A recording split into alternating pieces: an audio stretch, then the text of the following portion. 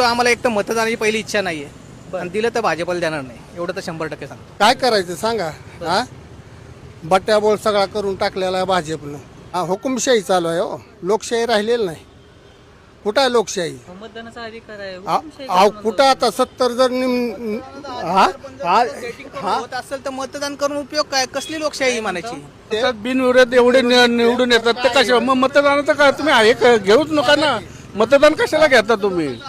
लोकशाहीला घातकच आहे ना हे सगळं का नाही घातक? एवढ्या वर्षात सांगा. कधी बिनविरोध एवढी संख्या आली का? रेकॉर्ड तुम्ही सांगा बरं की एवढ्या वर्षात कधी एवढी संख्या झाली का? बिनविरोध एवढी कशी काय अचानक संख्या झाली? ऑप्शन असतो तुम्ही हा काय ना काय तरी एखादा तरी अपक्ष असतो किंवा कुठला तरी याचा पक्षाचा असतो.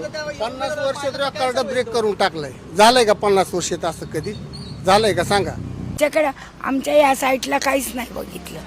बघितलंच नाही का तुम्हाला? नाही तुम्ही तक्रार केली तरी बघितलं नाही? नाही. काय कुणाकडे तक्रार केली होती तुम्ही?